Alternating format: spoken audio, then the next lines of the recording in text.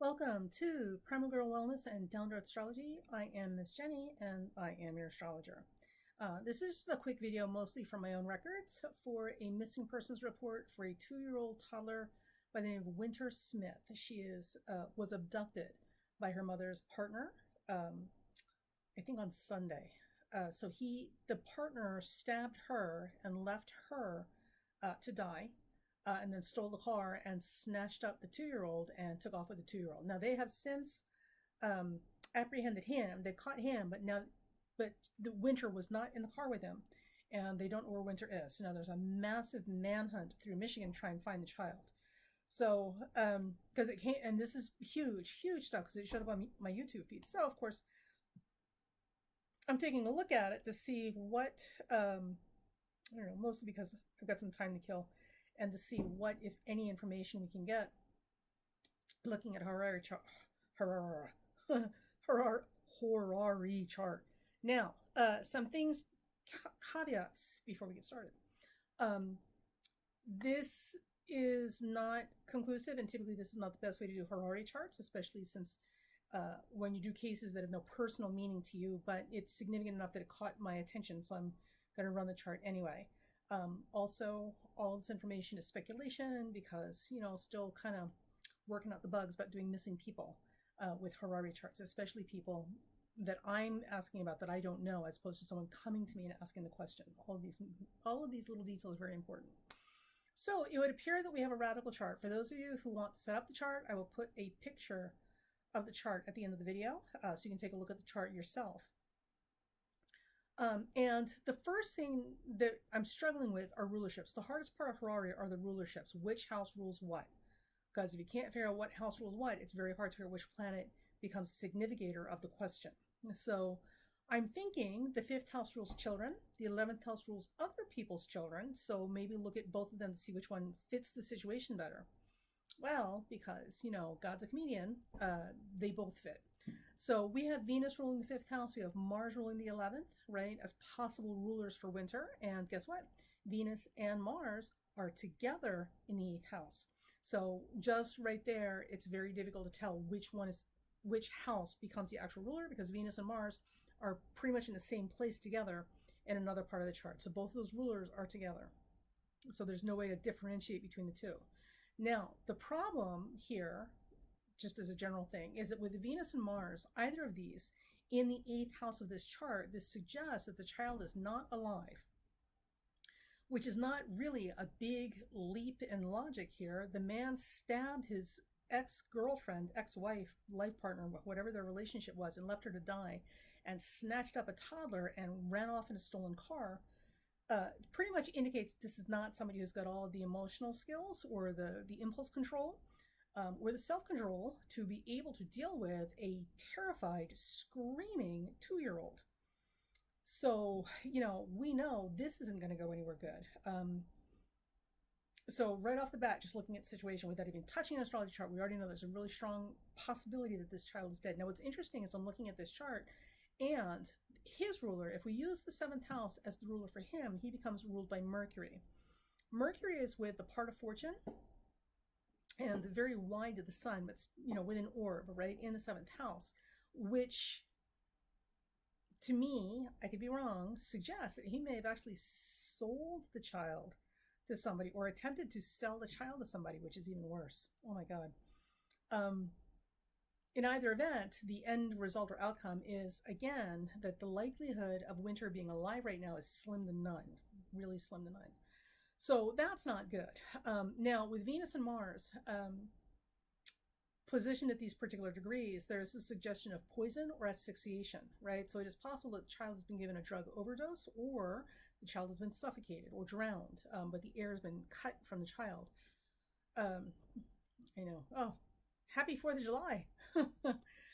So that's not good. So, the other thing when you look at the horary is, even if we knew all of this, the question then becomes, and it would have been very sudden. The death would have been very quick and sudden. So hopefully it was so quick and so sudden she didn't feel any pain, if this is what happened. Now, the thing about it is, right, so with horary, the other question is it's not enough to kind of sort of figure out where the thing is, but can it be recovered? Can we find it? Is it even possible to find this thing or person? And this would indicate that yes, in fact,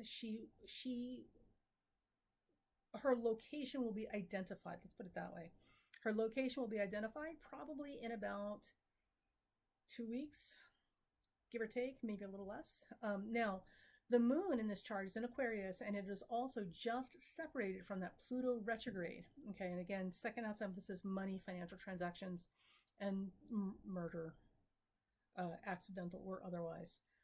So I've got a really bad feeling that this guy basically gave the girl away or sold her to somebody and took off. Or accidentally killed her in the process of trying to sell her. I mean, we will find out soon enough. He won't keep this to himself forever. And will a child be found? Yes, absolutely. Child will definitely be found, but it will take some time. Now, the location of the child, this indicates, and it gets a little weird because the directional indicators are not consistent. So some things indicate north and west, and some things indicate south and east, and north and east. The one thing that comes up consistently is east. Right, and there is in fact a map on the internet I checked after I did the chart where they know his whereabouts, or at least his driving route, and it is in fact east. So we've got that. Now, because Leo, these Venus and Mars and Leo in this particular chart is intercepted, which means it's hidden or sandwiched between other things. It's not as obvious and easy to see. This would indicate a couple of things. In the 8th house, this would indicate that the child is not nearby.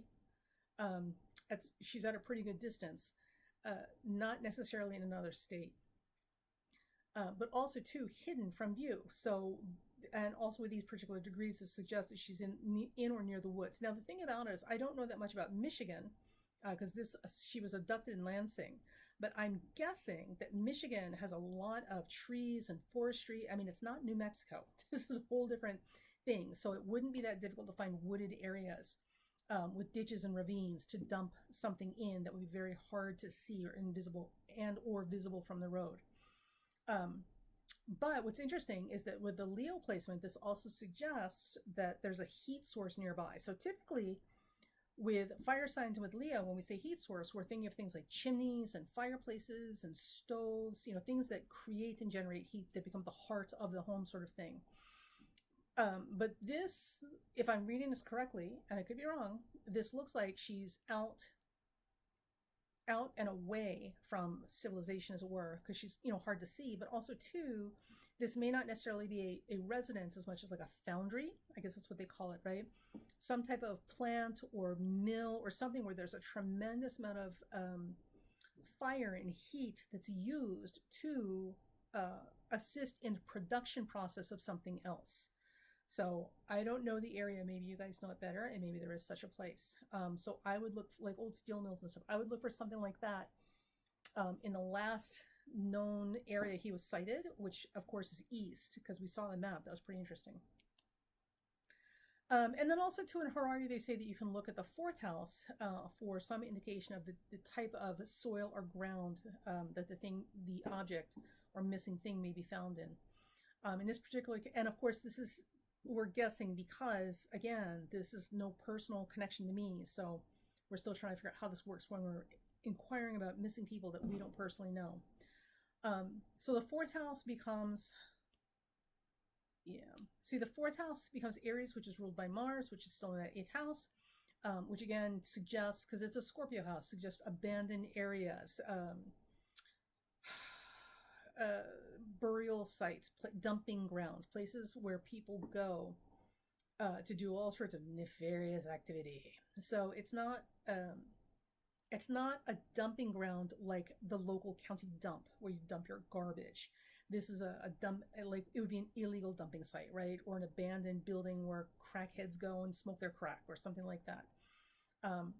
And Aries, again, suggest a more wild area. So we're looking at trees and nature and flora and fauna, not quite so civilized. So not a parking lot, not the local mall, not where you're going to find a lot of paved streets.